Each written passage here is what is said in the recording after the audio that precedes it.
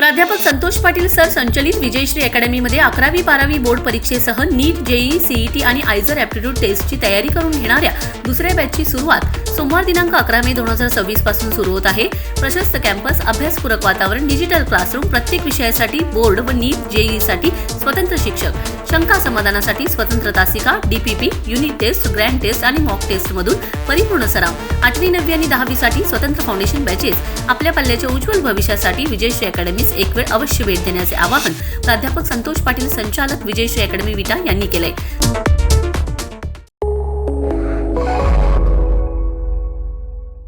नमस्कार, मी अरुण आणि आपण पाहत आहात 7 स्टार न्यूज।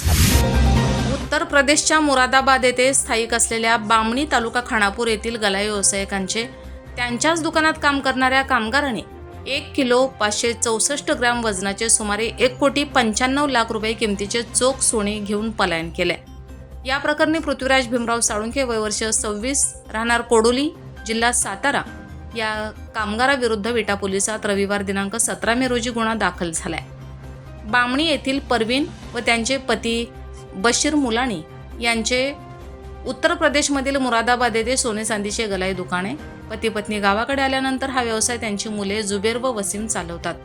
दुकानात काम जास्त असल्याने बशीर याने मदतीसाठी मंगरुळ चिंचणी येथील रोहित फडतरे यांच्या मध्यस्थीने पृथ्वीराज साळुंखे यास मागील वर्षापासून मुरादाबाद येथील मुलानी यांच्या दुलोकमत कामावर ठेवलं होतं। बशीर मुलानी हे आजारी असल्याने जुबेर व वसीम या दोन्ही मुलांना आईने गावाकडे बोलावून घेतलं।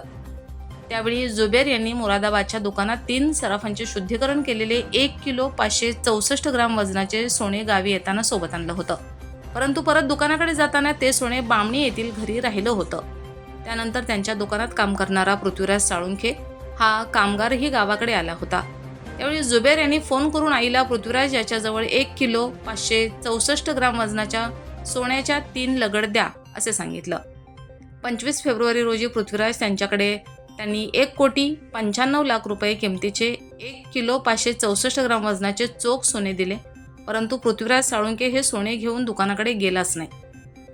बशीर हे त्याच्या कोडोली गावी जाऊन आले, परंतु तेथेही तो सापडला नाही। दरम्यान दिनांक 8 मे रोजी बशीर मुलानी यांचे हृदयविकाराने निधन झाले। त्यानंतर दिनांक 17 मे रोजी त्यांची पत्नी परवीन मुलानी यांनी विटा पोलिसात पृथ्वीराज साळुंखे या कामगाराविरुद्ध 1,95,00,000 रुपयांचे सोने घेऊन पलायन करीत फसवणूक केल्याप्रकरणी गुन्हा दाखल केलाय। Bureau report 7 star news.